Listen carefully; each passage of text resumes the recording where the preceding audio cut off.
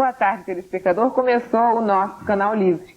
E hoje nós vamos falar sobre nós mesmos, né? Porque nós aparecemos em todos os jornais, todos os dias, porque nós somos objeto de pesquisas do Ibope, Vox Populi, Gallup, e tem também Datafolha, né? Então aparece lá no jornal que nós vamos eleger, por exemplo, agora no momento, o ex-governador Fernando Collor de Mello para a presidência da República no primeiro turno. Está lá escrito em todos os jornais. Perguntaram alguma coisa a você? A mim ninguém perguntou em quem eu vou votar. Até hoje eu saio na rua catando alguém para me perguntar em quem eu vou votar, que televisão eu vejo, que rádio eu ouço, que programa eu gosto mais. E ninguém me pergunta nada. E você? Você é perguntado? Você se vê nessas pesquisas? Você se baseia nessas pesquisas? Elas retratam a tua vida mesmo? A gente deve confiar? Ou a gente confia sem saber que confia? O que essas pesquisas fazem na nossa cabeça? Esse ano, por exemplo, a eleição. Uma pesquisa de voto. Essa pesquisa que se faz agora e que publica-se nos jornais do Brasil inteiro. Elege um candidato? Vamos saber isso? Vamos aprofundar nesse debate? Nós só trouxemos pessoas que entendem do assunto e queremos muito que você participe, porque você é parte disso. Você está retratado nos jornais através de pesquisas. E tá certo? Então vamos lá. Milton Temer. Milton Temer, deputado estadual do PT, vice-relator da Constituinte. Vamos saber se Milton Temer acredita, como é que ele vê a pesquisa, assim como José Augusto Ribeiro. José Augusto Ribeiro, comentarista político aqui da Rede Bandeirantes, e também, já não sei se ele confia ou não confia, vamos lá. Francisco Pedro do Couto, jornalista político, coordenador de comunicação da LBA e que tem todos os números de pesquisa na cabeça. Tô certa? Tô, né? Eu espero que sim. Enéas Ferreira Carneiro. Doutor Enéas, ele é pré-candidato à presidência da República. Ele pode sair aí candidato à presidência da República pelo partido que ele acabou de fundar. Chama-se Partido da Reedificação da Ordem Nacional, PRONA. Esse partido ainda não aparece nas pesquisas. Vamos ver se por isso ele é pequeno. Talvez seja um grande partido e ninguém saiba. Cláudio Nogueira, jornalista, foi coordenador da campanha para a Prefeitura do Rio de Janeiro do candidato Marcelo Alencar. Em que medida a pesquisa ajudou o trabalho de Cláudio Nogueira e, sobretudo, a performance do candidato Marcelo Alencar? Vamos começar com o Zé Augusto Ribeiro. Zé Augusto, pesquisa elege, como é que você vê isso? Hoje todos os candidatos estão dando a maior importância às pesquisas, até se orientando por elas. Então é só conversar com os cabos eleitorais de qualquer candidato, não tanto aqui no Rio, não tanto em São Paulo, não tanto em Brasília, não tanto nos grandes centros, nos grandes eleitorados, mas mais para o interior, para as cidades médias, para as cidades pequenas. Então a gente verifica que as pesquisas não estão produzindo esses resultados, elas estão refletindo esses resultados. Agora é evidente que elas erram, e mais evidente ainda é que quanto mais informado e esclarecido é o eleitor, menos ele se deixa influenciar pelo desejo de votar no vencedor. Ele não vai votar no que vai vencer, ele vai votar naquele que, embora não esteja situado em primeiro lugar nas pesquisas, reflita os pontos de vista dele sobre a situação do Brasil. Porque essa história, voto de protesto, é como rasgar a carteirinha do clube, quando a gente perde o campeonato numa final no Maracanã, mas depois de uma semana a cabeça esfria, né? E ninguém vai jogar fora a sua única oportunidade em mais de 30 anos para um voto de ressentimento, para um voto de amargura, que pode nos levar a uma situação pior ainda do que aquela que nós estamos vivendo. Diga, Francisco Pedro Couto. Bom, a respeito de pesquisas é o seguinte, a pesquisa do Brasil existe com o Ibope desde 1942, portanto são 47 anos de pesquisa. Ao longo desses 47 anos, não só o Ibope, mas outras empresas de pesquisa, você aponta 3 erros e 2.000 acertos. Quer dizer, não há nenhuma incidência capaz de fazer desacreditar a pesquisa. A pesquisa eleitoral, entretanto, ela tem uma diferença em relação a outras pesquisas. Em primeiro lugar, é a única pesquisa que pode ser comprovada na prática. Porque se faz pesquisa no Brasil para tudo. Pesquisa de audiência de televisão, de sabonete, de supermercado, de eleição. Então, a única pesquisa que a opinião pública pode comprovar é a pesquisa eleitoral, porque senão as outras você não tem como. Então, qualquer empresa de pesquisa joga o seu destino na campanha eleitoral, na eleição, porque a sua credibilidade, o seu argumento principal, o seu instrumento principal de ação é a credibilidade. Então, ela joga essa credibilidade toda vez que existe uma eleição. Agora, A pesquisa eleitoral, ela tem ainda uma diferença fundamental. É que a eleição é como, vamos comparar assim, uma corrida de cavalo. Uma distância longa, ela termina a eleição se decidindo no final. Como uma corrida de cavalo no final, quantas vezes um cavalo sai na frente e não chega, né? O outro vence. A eleição também é assim. Dizer, por exemplo, como você colocou ali, o Zé Augusto colocou bem, que a pesquisa influa. Não, foi o seguinte, em São Paulo, a pesquisa dava na prefeitura em 1988, ano passado, a pesquisa dava o Maluf disparado. Até 3, 4 dias antes, o Maluf vinha bem na frente da Erundina, vinha com 30, a Erundina com 19. Na véspera emparelhou e no dia da eleição a Erundina chegou com 29 e o Maluf com 25. Agora, Pedro Costa... Só para completar uma coisa, isso é para dizer a você que eu não acredito que a pesquisa possa mudar o comportamento do eleitor, a sua predisposição. E por isso está o exemplo. Não muda o comportamento do eleitor, mas eu quero saber do Cláudio Nogueira se de repente ela não muda o comportamento do candidato. Aqui, o prefeito Marcelo Alencar, por exemplo, as pesquisas de opinião davam tanta vantagem a ele, que aquela paz que ele estava, vocês não notaram? A paz, a tranquilidade, ele só dizia coisas certas, ele não errou um minuto. Será que é por causa da pesquisa? Bom, já que todo mundo vai votar em mim, eu estou tranquilo. Vamos retomar até o que o Pedro está falando aqui. É o seguinte, primeiro, a pesquisa, ela é uma estatística de probabilidade naquele momento em que ela é feita, certo? Então, toda a ampla maioria, que por exemplo hoje tem aí o Collor, é uma ampla maioria de probabilidades agora. Não significa que será assim daqui a 30 dias ou daqui a 40 dias. E a pesquisa em relação ao candidato, como ele usa, a pesquisa para um candidato, ela não é só apenas o chamado placar eleitoral. Esse é o que fica, na verdade. Agora, a pesquisa ela tem utilidades muito maiores para quem pretende ir de encontro às aspirações do eleitor nas suas entrelinhas, nas suas partes dirigidas, entende? Porque o placar eleitoral é uma parte da pesquisa, né? É a intenção de voto naquele momento. Isso serve muito mais como uma manchete. Agora, essa notícia, a notícia do placar, ela é decupada em termos de expectativa do eleitor com as determinadas áreas de funcionamento de uma cidade ou de um país, entende? Em termos do discurso que emplaca melhor aos seus ouvidos. Então, eu acho que um candidato, e todos eles fazem isso, ele se debruça muito mais sobre as entrelinhas de uma pesquisa do que sobre o placar eleitoral da pesquisa. Depois eu vou perguntar ao Milton Temer, candidato eleito, se ele tinha pesquisa em relação ao nome dele. Agora, e Enéas Ferreira Carneiro, que é pré-candidato à presidência da República. Enéas, você vê as pesquisas, você se baseia nelas? Talvez por causa delas você tenha fundado um partido ou não? Não exatamente isso.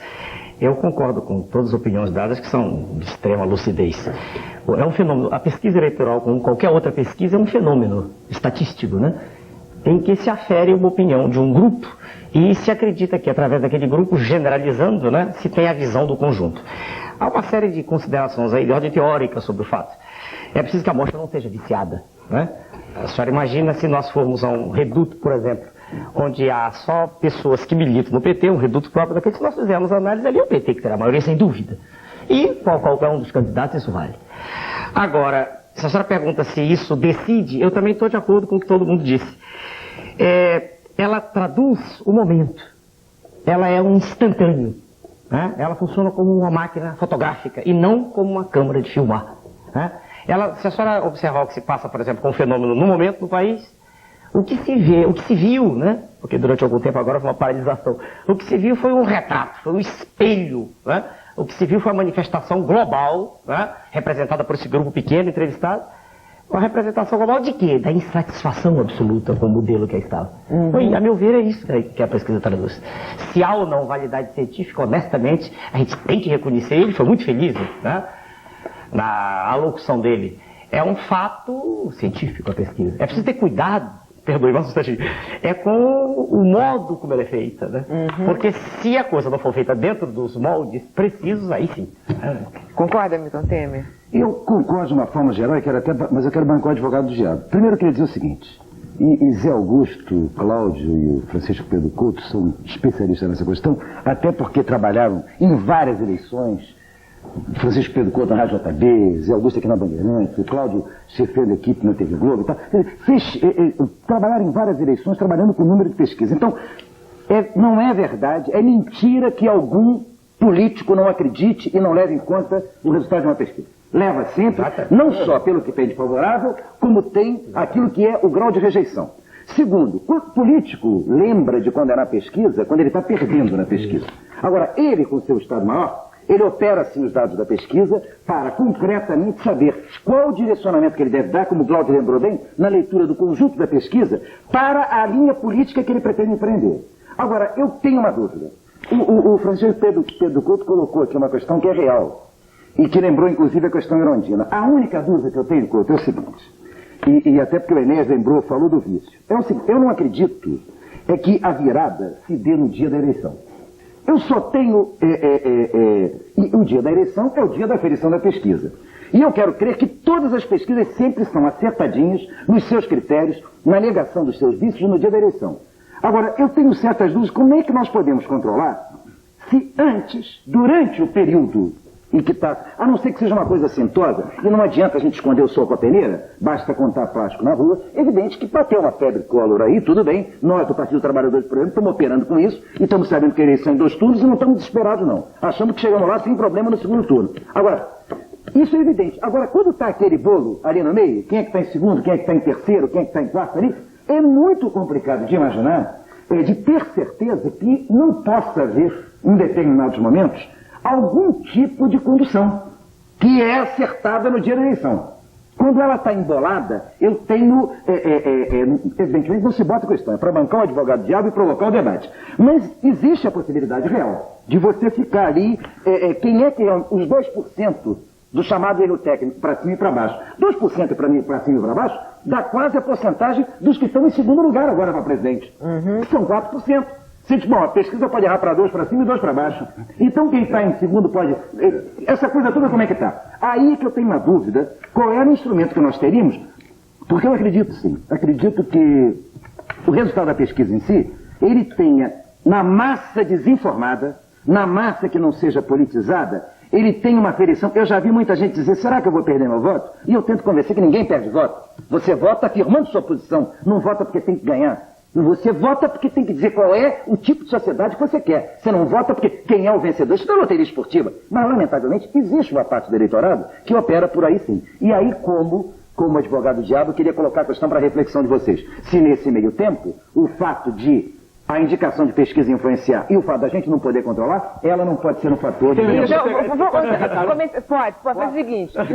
Peraí. Comercial agora. O pessoal que está aí na Praça Sans Pena, eu estou olhando para vocês aqui pelo monitor, eu quero saber de vocês, com o Valente, daqui a pouco, se as pessoas perguntam a vocês, se vocês se veem na pesquisa, entendeu? É isso que a gente precisa saber, se a gente está lá refletido, ou porque de repente sai na pesquisa que o nosso voto vai para fulano, e ninguém que a gente conhece vai votar naquela pessoa.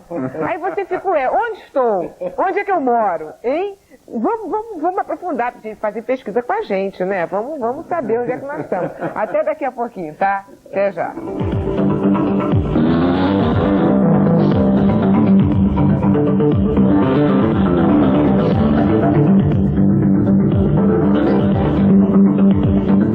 Bem, o Canal Livre de hoje é sobre as pesquisas de opinião. Nós estamos num ano fundamental, um ano em que nós vamos votar para a presidência da República, e as pesquisas estão aí induzindo, porque as pesquisas terminam induzindo. Olha aqui, Virgínia da Barra diz assim, até que ponto uma pesquisa influencia uma pessoa a votar em determinado candidato? Olha a dúvida da Virgínia. Ela está em dúvida. Ao mesmo tempo, a Joana de Jacarepaguá, ela diz assim, como é que a gente convence a população a votar em um candidato que está em último lugar numa pesquisa? Como é que faz? Ele está em último lugar, a pessoa tem mania de querer ganhar. E às vezes a pessoa não percebe que o voto é um recado. Vota para perder mesmo, mas vota. Mas não, a população quer ganhar, e aí a pesquisa influi, ou não. Agora vamos lá para a Praça Sans Pena, Valente, saber das pessoas, se já foram pesquisadas, nunca ninguém perguntou nada, e eu estou lá nos jornais. Entendeu? Porque pesquisa a população, e eu sou população. Pergunta essa população daí, que depois o Cláudio Nogueira vai querer falar com eles também. Vamos lá.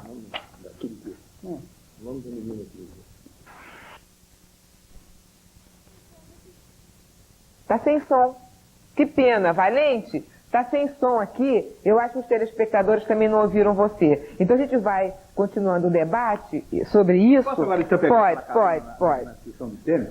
É preciso considerar preliminarmente o seguinte: quando se monta uma pesquisa, presume-se que aqueles milhares de entrevistados vão representar 80 e tantos milhões de eleitores que nós somos hoje. Mas aí quando aparece um candidato com 43%, ou agora com 39%, como é o caso do governador Fernando Collor, não é 39% dos 80 e tantos milhões de eleitores que nós somos. É dos eleitores que foram ouvidos na pesquisa e que já definiram o seu voto. Na última rodada de pesquisa, a pesquisa da Datafolha tem 51% de indecisos. Quer dizer, mais da metade não escolheu o candidato. Então os candidatos que estão ali, que aparecem ali, são os candidatos que receberam a preferência dos que já se decidiram. Segundo a pesquisa do Ibope, 61% dos eleitores ainda não se decidiram. E Dom Paulo Evaristo Arnes, o cardeal de São Paulo, fazendo talvez uma releitura de tudo isso, ele calcula, está hoje nos jornais, que 68% dos eleitores ainda não se decidiram. Então, quem está achando que a eleição está decidida são políticos que são candidatos no ano que vem e que querem aderir ao trem do vencedor. Só que podem se enganar. Podem se enganar e vão acabar ficando num outro vagão. Certo, diga, Cláudio. E está entrando a voz do Valente, não? Você estava ouvindo? Diga, Cláudio. Rapidamente, uma questãozinha didática, vai ajudar a moça que telefonou e a outra, você que faz a mesma pergunta. A pesquisa ela é armada da seguinte forma. Os institutos de pesquisa determinam um número padrão de pessoas que divididos em classes sociais, econômicas, políticas, grau de escolaridade, enfim, dê um padrão médio de eleitor do país. Ou seja, isso é estatística, é o princípio da estatística. E voltando a você, porque você não pode, nem você, nem ninguém, ficar preso à chamada ditadura da pesquisa. Por que eu vou votar em alguém que está em último lugar? Quem perguntou isso foi Joana de Jacarepaguá. Joana e quem compartilha? E Virgínia da Barra. Essa dúvida. Você pode votar, porque como eu já disse antes, a pesquisa é uma estatística de hoje, do momento em que é feita. Então, quando vem uma pesquisa, fulano com 47, ciclano com 87, não significa, de forma alguma, que esse é o placar que vai ser levado até o fim. Esse é o placar de intenção daquele momento. Então você pode... Para o primeiro turno. Para o primeiro turno, a eleição em 2 turnos, os 2 mais votados disputarão o segundo turno.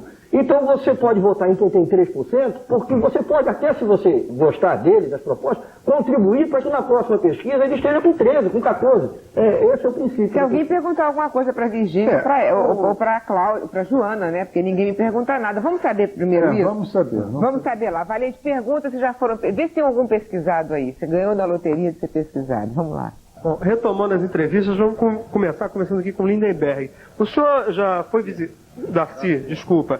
O senhor já foi visitado por alguma pessoa de algum instituto de pesquisa, querendo saber qual é a sua tendência de voto? Ainda não, até agora não. O senhor confia nessas pesquisas de opinião? Confio, mas acho que deve ser bem observada, porque eu acho que tem muita gente aí que vota em cima de pesquisa, e não deve se votar em cima só da pesquisa. O senhor acha que uma pessoa pode votar, por exemplo, no candidato Collor de Mello, apenas porque a pesquisa diz que ele está na frente? Somente porque a pesquisa diz, não. Acho que tem que ser ouvido bem os debates, tudo que vai haver por aí pela frente, para ver o passado do homem. Como é que é seu nome, por favor? Sérgio. Ou seja, alguém já te parou na rua para te perguntar em quem você vai votar? Não. Mas, pelo que a pesquisa diz, eu estou confiante nela que vai dar Collor. Você acha que vai dar o candidato que a pesquisa está indicando? Claro, tá certo. Tem que mudar esse país. Um novo tem que entrar no poder. Como é que é seu nome? Lindenberg. Lindenberg, você já foi visitado alguma vez por algum pesquisador? Alguém já te parou na rua para te perguntar em quem você vai votar? Não. Eu gostaria de votar no Collor, mas infelizmente o Collor se aliou ao senhor Roberto Marinho e Antônio Carlos Magalhães, 2 corruptos safados, e eu não voto nenhum dos dois. Não voto. Então eu voto. Eu estou com vontade de votar no Sr. Afif Domingos, que é um homem mais sério. Agora, Lindenberg, até que ponto uma pesquisa de opinião pode mudar ou pode influenciar o voto de uma pessoa talvez menos esclarecida, menos informada? Como assim? Uma pessoa que não esteja bem informada, bem esclarecida, e de repente ela começa a ver plástico de Collor em tudo que é lugar. Você acha que isso pode fazer, com que a pesquisa pode fazer a pessoa votar nesse candidato que está na frente? Aí é meio difícil, né? Deixa eu conversar aqui com a Mônica. Ô, Mônica, alguém já te parou na rua para te perguntar em quem você vai votar? Não, nunca. E você já recebeu a visita de algum outro tipo de pesquisador? Assim, em termos de voto, não, nunca. Só qual canal de televisão que está assistindo em casa, o único Ibope que eu... Bom, você já foi visitado então por um pesquisador, já encontramos uma pessoa. O que você acha dessas pesquisas de opinião? Você acha que elas são válidas para esclarecer o eleitor, para o eleitor se decidir em quem ele vai votar?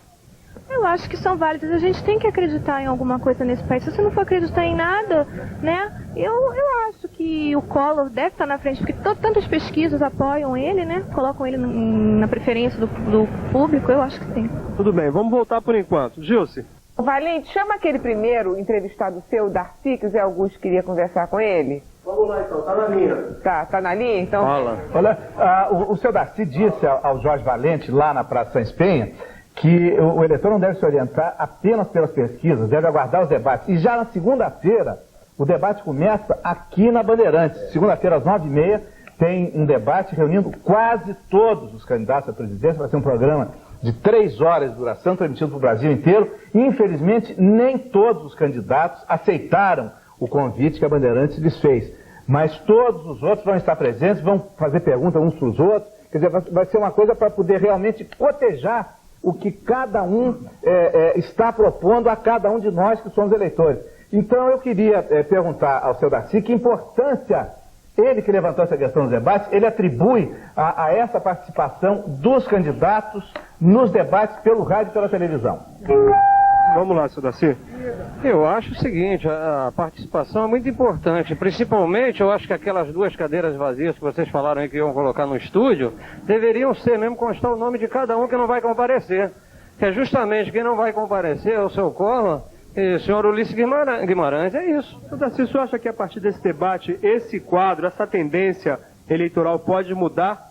Pode mudar, inclusive eu não tenho candidato ainda, eu estou totalmente indefinido. Eu vou participar de todas essas entrevistas que vão haver daqui para frente para ver se eu consigo me posicionar, porque não tenho posição ainda. E de que forma o senhor vai procurar saber se o candidato está bem preparado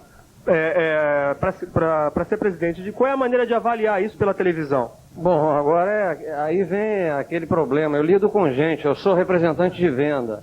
Então, eu conheço pelo menos alguma coisa do ser humano que eu posso até errar, entendeu? Mas eu tenho alguma chance, pelo menos, de acertar. Tudo bem, pelo que disse aqui o seu Darcy, o debate vai ser importante. Gilson? E vai, mas vamos... Deixa eu falar só uma coisa, Pedro, só para chamar a atenção no seguinte, porque está um pouco repetido. O meu problema com as pesquisas não é o número de pessoas, tem que ser esclarecido isso. O Cláudio até já deu um primeiro pitaco nisso. A pesquisa é uma amostragem. E, por exemplo, a pesquisa do Ibope, para chegar aos dados que chegou, ela ouviu 3.000 pessoas. A da Datafolha ouviu 10.000 nas capitais. Então, evidentemente, você encontrar alguém que seja pesquisado não é fácil, é quase que uma loteria. Nós somos 130 milhões de brasileiros.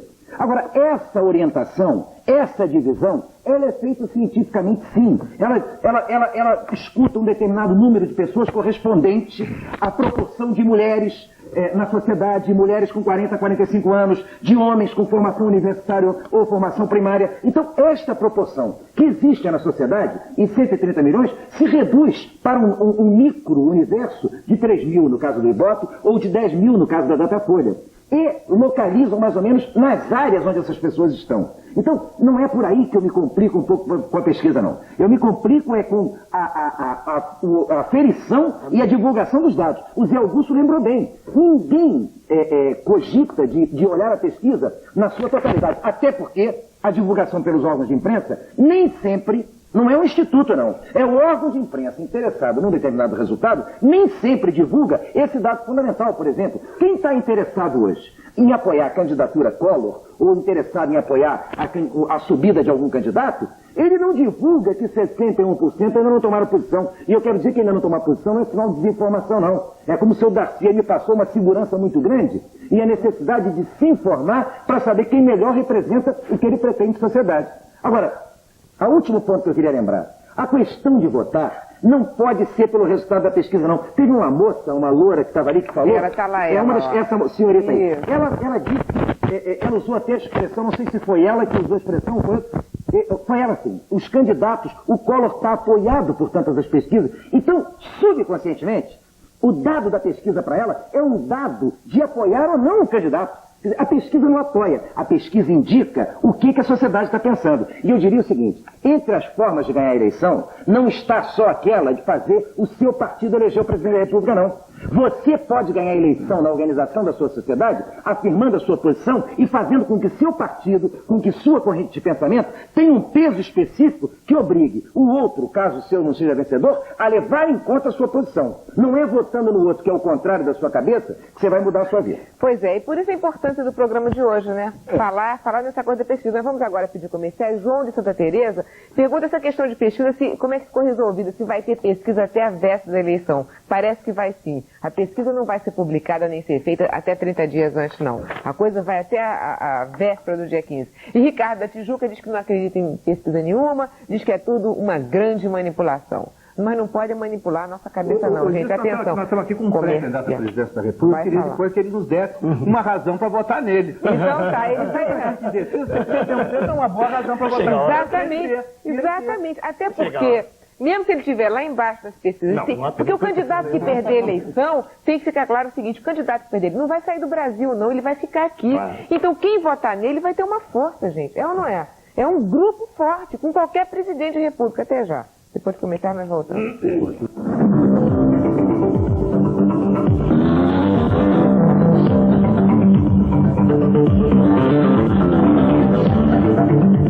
Aqui, Ismar de Caramba de hoje sobre as pesquisas de opinião fundamentais no ano de sucessão presidencial. Será que elas fazem a nossa cabeça? Será que nós somos retratados, nós que nunca fomos pesquisados? Nós somos aquilo que o jornal diz? Nós vamos votar naquele candidato? Nós vemos determinado canal?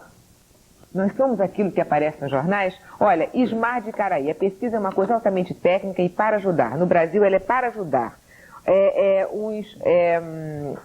O indutor, ela é para ajudar. Ela é um indutor para as pessoas menos esclarecidas. Ele acha que as pessoas menos esclarecidas conseguem votar através da pesquisa. Leonardo do Leblon dá parabéns ao programa e pergunta até que ponto o que aconteceu com Collor de Mello pode ser considerado como fenômeno. E será que sua rápida ascensão nas pesquisas influencia outros eleitores? Acho que sim, né? Pelo que nós estamos debatendo aqui, influencia. Eu acho que está caindo até, né?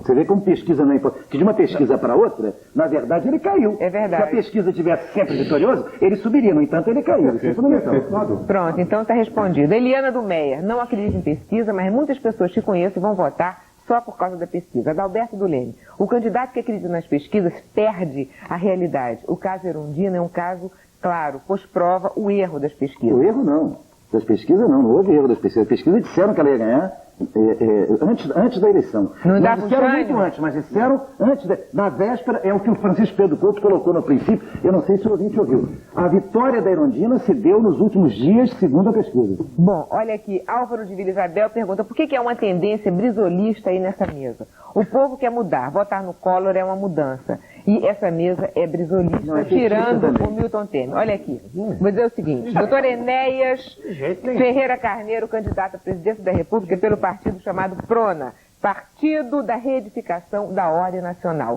Cláudio Nogueira acredita que seja PDT porque fez a campanha do prefeito Marcelo Alencar. Eu só quero dizer que eu estou aqui na qualidade de jornalista. Tá bom, Milton Temer do PT. Eu tenho a gentileza... Eu trabalho com o Zé Augusto Ribeiro, por gentileza, nunca perguntei o partido dele e trabalho com Francisco Pedro Couto na Rádio Globo e nunca perguntei o partido dele. Para você ver como aqui não tem negócio de jornalista quando trabalha, não tem negócio de partido não. Partido é daqui para fora. Aqui dentro ninguém tem partido. Eu não tenho, nem Zé Augusto Ribeiro, nem Francisco Pedro Couto. Milton Temer tem partido porque é deputado e o senhor também. Por falar nisso, quem sabe a gente vai votar nele? Sua plataforma eleitoral, doutor Enéas. Bom, é extremamente difícil falar assim para quem não está habituado com isso. Eu nunca fui político. São 30 anos de observação do quadro desse país e nesses 30 anos eu fiquei com um elemento passivo, olhando. Eu sou educador. E estava dizendo no que tange ao universo viciado, se a amostra fosse feita no local onde eu dou aula, um curso particular em São Paulo, encerrei há poucos dias, 300 metros, aí eu ganhava, claro. Se a amostra fosse feita em outro lugar, aqui no Rio de Janeiro também, nós teríamos 90%.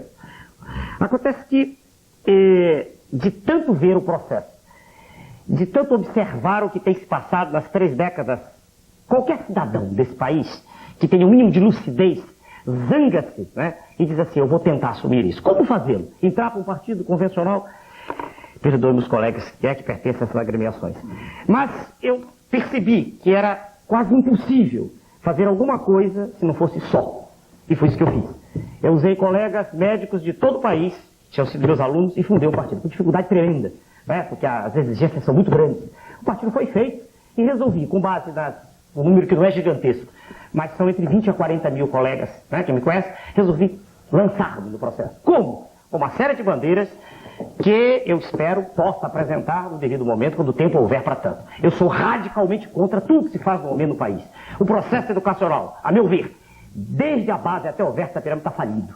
Discordo dos senhores, em entrevista recente, com todo respeito, quando os senhores dizem que o curso primário é muito ruim e a universidade é boa. Não, a universidade também está muito ruim. Fiz duas, falo de cátedra.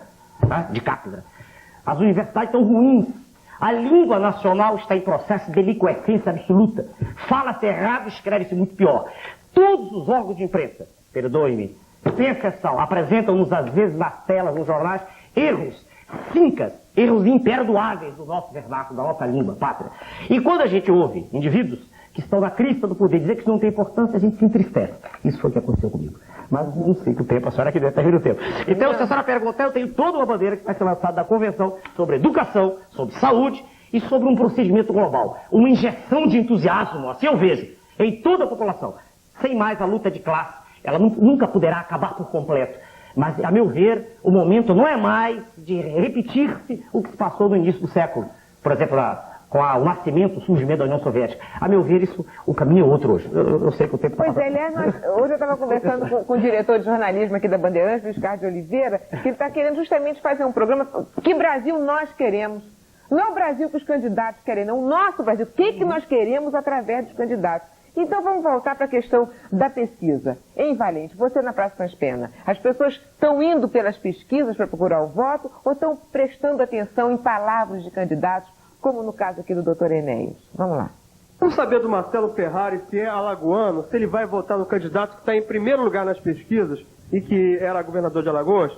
Não, de maneira alguma. Eu acho que, antes de mais nada, o povo tem que parar e pensar um pouco, esperar os debates, analisar melhor, nada de se apavorar e colorir de antemão, de maneira alguma. Ô Marcelo, a gente não quer saber em quem as pessoas vão votar, a gente quer saber o que as pessoas acham das pesquisas, se elas são válidas ou não. Qual é a tua opinião?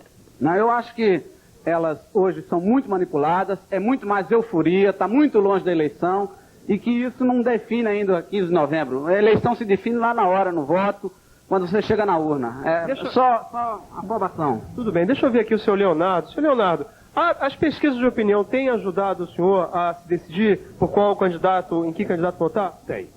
De que forma? Eu acredito nas pesquisas e dizem que Deus é brasileiro e nós no dia 15 de março vamos ter Deus para ajudar o cólera a endireitar essa porcaria que está aí. Isso aí. Então o senhor acha que a pesquisa é válida então? Ajuda as pessoas a esclarecer. É válida. Eu não vou por pesquisa não, eu vou por ele, que ele é o único homem que vai endireitar esse nosso país que é o Brasil. Tudo bem. Júcio. Diga, Pedro do Couto. Bom, esse negócio de eleição é uma coisa fascinante e é um sufoco. É um sufoco porque todo mundo hoje que torce para este ou aquele outro candidato quer decidir uma eleição que é 15 de novembro amanhã. Ele não quer dormir mais de uma noite na dúvida se o seu candidato vence ou não. Isso é sempre assim. Eu acompanho a eleição desde 1945, quando eu tinha 11 anos de idade. Depois, como jornalista, participo acompanhando desde o tempo do antigo Correio da Manhã, desde a eleição do Juscelino em 55. E é sempre assim. A pessoa quer o resultado e não se conforma com a pesquisa, ou então se o candidato está na frente acha que a pesquisa está certa, acha que a pesquisa hoje definiu a eleição de daqui a 4 meses.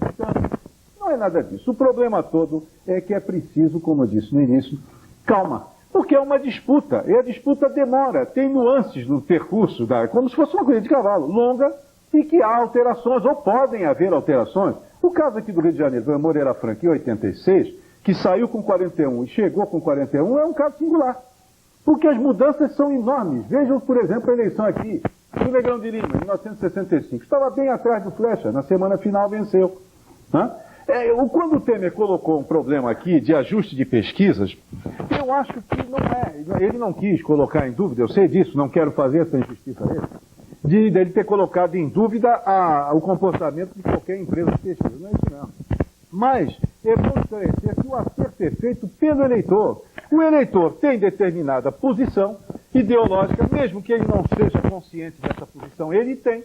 E ele procura o candidato que exprima essa posição. De repente ele vê no final, esse dá, não sei o quê. Então acaba polarizando a campanha. Pedro, não há. seu microfone está ruim. Não sei o que é, não. Parece que tá meio ruim. Enquanto ele troca de microfone, só um instantinho, Temer, eu vou passar para o Temer, porque isso que o Pedro contou, ele vai trocar seu microfone, tá? Já está trocando ali atrás. É ótimo o programa ao vivo. Mas assim, a gente faz o programa com o telespectador junto, a gente não esconde nada, tá? Já estão mexendo ali atrás. Ô Temer, o Roberto, lá de São João de Meriti, te pergunta se você já foi vítima de pesquisa. E se você acredita, e como é que você vê até a posição do seu partido? Você acha que o seu partido pode ser vítima de uma pesquisa?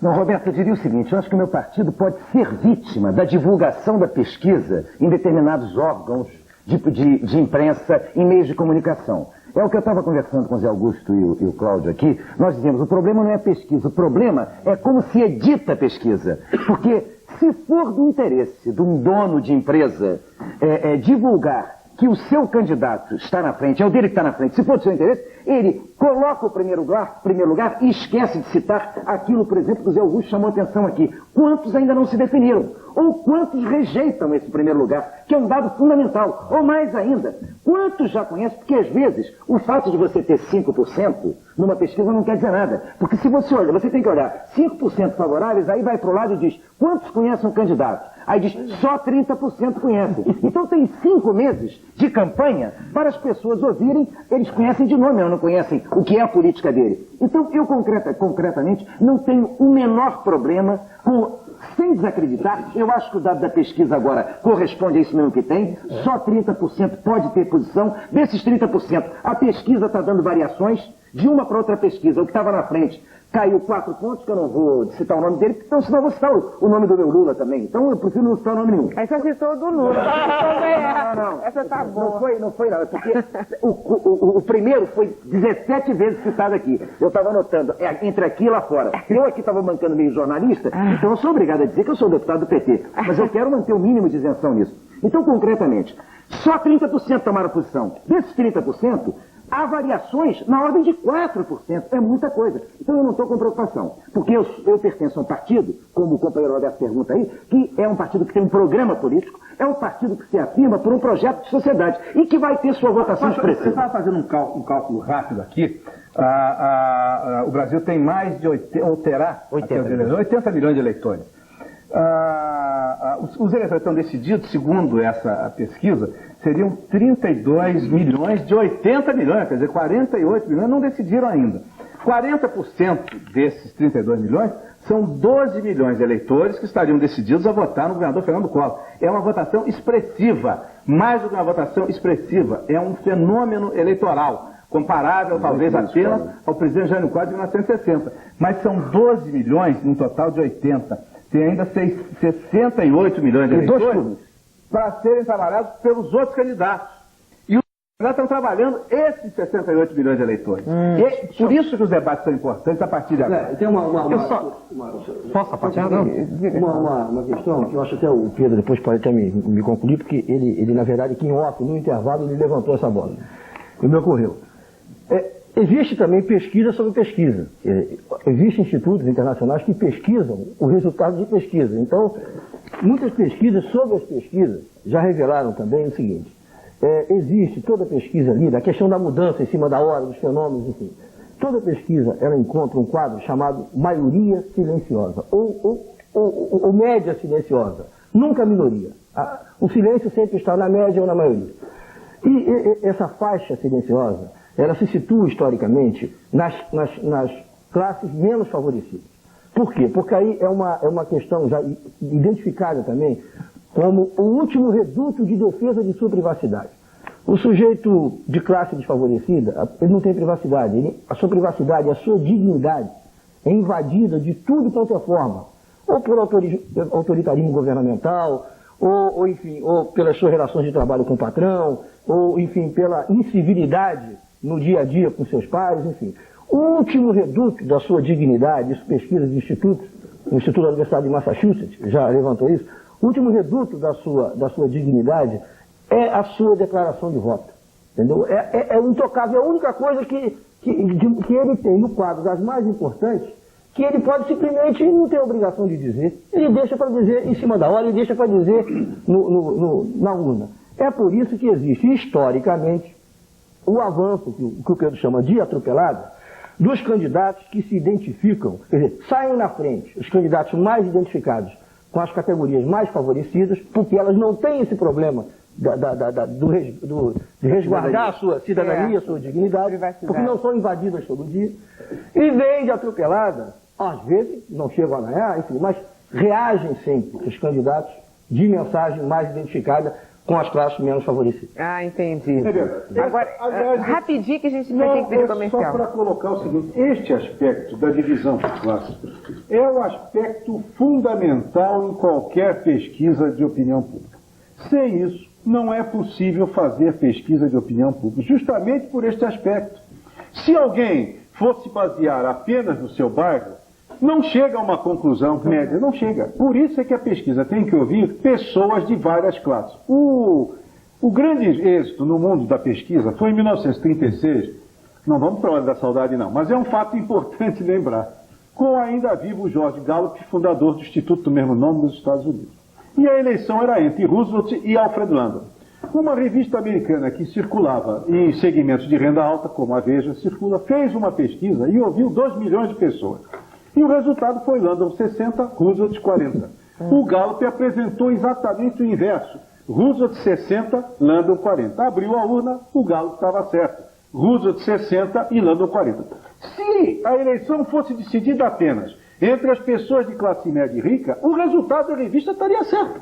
Landon venceu Roosevelt nesses segmentos por essa margem. Mas as classes pobres americanas deram a vitória a Roosevelt, não só dessa vez, em 36, como em 32, como em 40 e 44. Sempre a galera levou o presidente Roosevelt a vitória. Então, a pessoa tem que partir desse aspecto fundamental. Senão, é impossível analisar a pesquisa. Pois é, agora, o importante é o seguinte, a pesquisa, pelo que nós estamos vendo aqui, é uma coisa certa. Ninguém está enganando ninguém. Aquilo ali foi pesquisado, aquele resultado não foi manipulado. Naquele momento. Naquele momento. Só que nós aqui não podemos ser manipulados por aquele resultado não manipulado.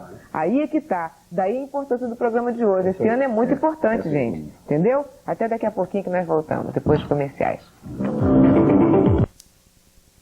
Estamos falando sobre esse assunto, que é um assunto impressionante, porque manipular você num ano fundamental, que é o ano de eleição. Agora, a gente tem que prestar atenção no seguinte, as pesquisas são objetivas e corretas. O que a gente não pode é ir pelas águas da pesquisa. Por exemplo, seu candidato está lá embaixo, mas você vota nele, porque ele está lá embaixo, você gosta dele, você vota nele. Aí ele perde, porque está lá embaixo, termina perdendo.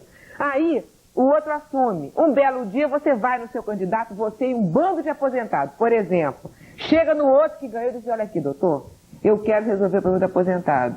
O que acontece é o seguinte, eu tenho 7 milhões de votos, eu tenho 10% dos votos desse país. Então olha para mim, presta atenção. Essa é a negociação do voto. É democracia. Isso aqui é democracia, não interessa que ele perca, mas vota, mesmo o homem perdendo, você vota. Estou certo, doutor Enéas? É um modo extremamente lúcido também de ver a questão. Não é?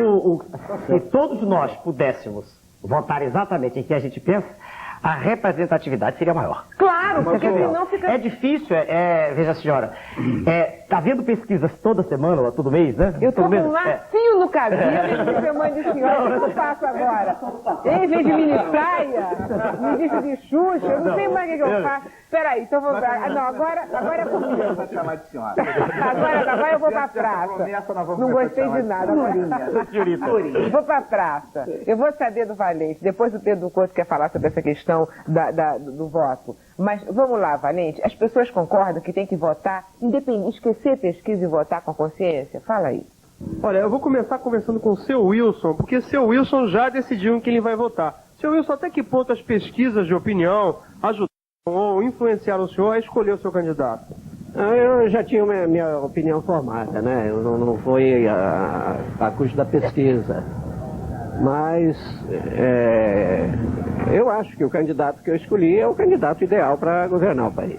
Tá. Ô Paulo, o que você acha das pesquisas que elas ajudam o eleitor a escolher o candidato ou elas são desnecessárias? Olha, eu acho que as pesquisas só prejudicam o povo de modo geral. Porque o povo de modo geral é alheio à política, está cada vez mais alheio.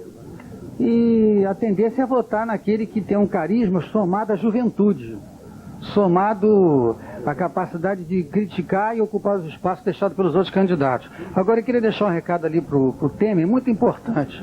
Eu não posso sair daqui sem fazer essa pergunta a ele. O negócio é o seguinte, o candidato Brizola, ele saindo da candidatura, o partido vai ficar acéfalo. E o Lula saindo do PT, praticamente vai acontecer a mesma coisa.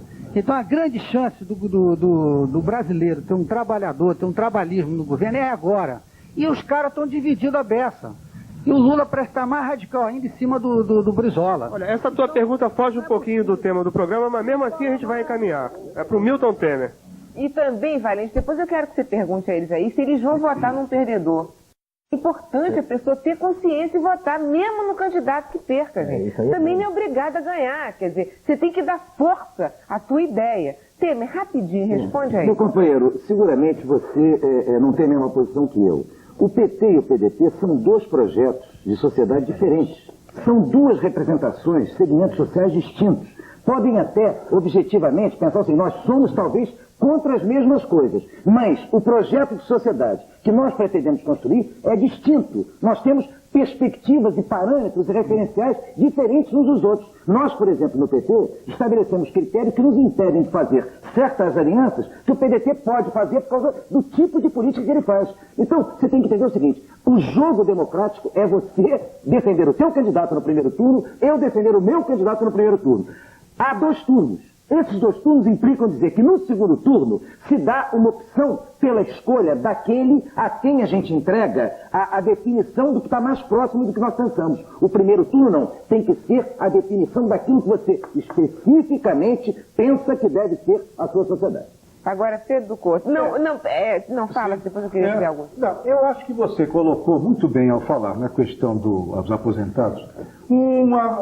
Você deu uma abertura muito importante à colocação do programa, que é o problema da representatividade dos candidatos. Os candidatos que estiveram, como nós temos visto, aliás, estão colocando temas genéricos, gerais, tudo perfeito. Agora, essa questão de representar, tão de perto, interesses legítimos de trabalhadores, de aposentados, no caso, está faltando a campanha eleitoral. E talvez por isso esteja nisso a explicação de que haja um percentual tão grande de indecisos. Os aposentados, por exemplo, o governo até hoje não fixou que salário mínimo que vai reger o aposentado, um absurdo. Os candidatos a presidente da República deviam ter assumido uma posição clara, nítida, frontal, em favor dos aposentados. Vai haver um candidato do Partido Nacional dos Aposentados. Pois é, também, mas há os outros candidatos também. Nem o candidato do Partido dos Aposentados parece que não colocou a questão, que nós estamos colocando agora. Eu estou dando um exemplo. Mas são 12 milhões de aposentados e pensionistas que tinham que ser defendidos pelos candidatos a presidente da República. Não estou de acordo não, Pedro. Seus interesses. Não é nem para defender o candidato do meu partido, mas eu não estou de acordo que o debate não esteja se dando em torno de programa e sociedade. Se a gente pegar vários jornais, aqui na televisão, em vários programas, não só cara a cara, vários programas aqui na televisão, eu já vi candidatos serem dissecados sobre seus projetos de sociedade, sobre seus projetos de governo. Agora, evidente que existe um universo tal de temas, todos os temas foram discutidos ou não, mas se você sabe se alguém é privatista ou não, se alguém tem a questão social prevalecente ou não, se alguém tem a questão do capital, do salário como prevalecente, se alguém pensa a questão do Estado na sociedade, do Estado na economia ou não, ou se pensa que é privado. Isso aí eu acho que está se definindo e vai se definir aos poucos. Eu acho que a gente não deve dizer, não é para te... é até para fazer o debate. É o seguinte, eu acho que o debate não é um dia só. Esses problemas vão surgir ao longo das diversas questões que elas vão aparecer. Há cerca de 10 dias, eu participei em Curitiba de um debate promovido por empresários entre vários candidatos à presidência. Depois eles fizeram, foi muito interessante, foram 2 dias que nós ficamos ouvindo os candidatos e que os empresários ficaram sabatinando os candidatos. Então, hoje, depois fizeram uma pesquisa que foi respondida por 258 empresários participantes desse simpósio. Então, teve um resultado muito curioso. Olha que são pessoas bem informadas, estão bem de vida, estão assim nos segmentos mais remunerados da nossa população. 18% desses empresários mudaram de opinião ouvindo os candidatos ali naquela hora. E sabe quem ganhou? Não foi nenhum candidato desses convencionalmente ligados às teses do empresariado. Foi o senador Mário Covas. Lula foi surpreendentemente bem votado. Brizola foi bem votado num debate com empresários, discutindo problemas específicos que eles levantaram. Sim, mas veja o seguinte, você colocou há pouco tempo, falou em capital e trabalho. Por exemplo, uma medida da legislação brasileira que tinha que ser defendida pelos candidatos a presidente da República é o fato de que nenhum salário possa ser reajustado, meus amigos, em índice inferior ao da inflação, como está acontecendo por aí, como acontece no país, como acontece no estado do Rio de Janeiro, porque se o princípio constitucional é de que o salário é irredutível, uma das maneiras de reduzi-lo é reajustá-lo em índices abaixo da inflação. Este é um tema que eu estou dizendo, Temer, não é que não esteja contido no universo ideológico, mas é um tema específico, legítimo, representativo de 50 milhões de pessoas que trabalham nesse país e que os candidatos deveriam colocá-lo. Bom, mas aqui ainda a respeito de pesquisa... Posso te chocar nisso? Sendo um deputado do Partido dos Trabalhadores? Sim. Pois bem, eu te digo o seguinte, a única forma de distribuição de renda nesse país não está só na questão do atendimento do preceito constitucional de dar o salário justo. Se você der o salário justo e, ao mesmo tempo, não fizer uma reestruturação do parque industrial desse país, no sentido de atender a demanda que um salário justo geral vai impor, esse país entra naquele clima distante, vazia, que faz com que o salário seja comido pelo mercado negro. Pois bem, eu te diria que, particularmente, a proposta do meu partido preconiza não só a questão salarial, como preconiza, junto com isso, a reestruturação paulatina deste parque industrial. Quer dizer, para você ver como, quando aparecem os temas, os programas estão sim, eu te garanto, Pedro. Agora a gente não quer mudar salário. Olha, aqui é porque eu tenho que pedir comerciais agora, mas uma coisa também que a gente precisa falar aqui, depois, e o Cláudio Nogueira pode falar, porque ele trabalhou com o Marcelo Alencar, com o prefeito Marcelo Alencar, é o seguinte, se através da pesquisa o candidato diz aquilo que a gente precisa ouvir naquele momento, se o candidato arranja voto porque a pesquisa diz que ele agora, essa semana é aposentado, você tem que falar. Semana que vem você fala em saúde. Se a pesquisa indica o discurso do candidato. Vamos saber disso? Porque nós somos os manipulados, ou não somos. Agora vamos deixar de ser, né? Com programas como esse a gente vai deixando de ser. Até já. Por causa do futebol, aliás, do Brasil hoje. Argentina, foi sobre a pesquisa de opinião, num ano fundamental, onde tantas pessoas são manipuladas pelas pesquisas, no ano em que nós vamos escolher o presidente da República. Isso é muito sério, foi um programa muito interessante. Sexta-feira, o nosso programa é sobre liberdade, igualdade, fraternidade, conceitos da Revolução Francesa. Em que medida o mundo vive isso de fato? Igualdade, liberdade, fraternidade. Nós vivemos isso? E o mundo, como é que está? Esse é o Canal Livre de sexta-feira. Eu, sendo você, não perdia. Sobre pesquisa, Maria Lúcia de Copacabana, não sou Collor. E a posição da mesa induz contra o Collor. Não estou te entendendo, Maria Lúcia. Quantas pessoas lá na rua não falaram que vão votar no Collor? E aí? E aqui, alguém falou contra o Collor? Nós estamos falando de pesquisa. Estamos induzindo numa coisa, sim, que você vote com a sua consciência. Não vote em cima da pesquisa, tá? Só isso. Agora, Walter da Tijuca, é tudo manipulado. Tudo manipulado, segundo Walter, pelo Collor. Silene da Tijuca, pesquisa besteira, é tudo armação. João de Copacabana, pesquisa eleitoral é o maior responsável por erros por parte dos indecisos, que só se interessam em votar contra ou a favor, e nunca votar no seu candidato. Essa é a mensagem do programa, João, é votar no seu candidato, independente se ele é perdedor ou ganhador. Dá o teu recado. Maria do Carmo de Cascadura, como é feita uma pesquisa de opinião pública? Ela é feita em um só lugar? Não, é de casa em casa. Só não chega na minha casa, na sua, provavelmente. Tanto que você não sabe, né? São poucas as pessoas que são pesquisadas.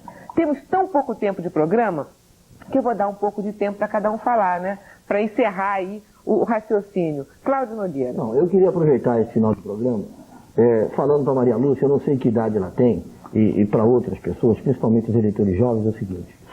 Nós estamos no alvorecer, na verdade agora a gente está no alvorecer de uma democracia. Nessa eleição nós ainda padecemos de um problema comum aos países que têm estruturas partidárias frágeis, que é o nosso caso. Ela tende a se tornar plebiscitária, a luta de um homem contra outro homem, enfim. E existem países que definem as suas eleições por partidos políticos, por agrupamentos de ideias, ideais e de propostas que se representam no partido. Eu espero muito que no Brasil ainda cheguemos a isso. Porque aí sim, a minoria, ela não é inexpressiva. A minoria é a afirmação das expectativas e das reivindicações de um grupo. Então, quando você votar, viu, Maria Lúcia, aqui não há, pelo menos da minha parte, nada contra o Collor.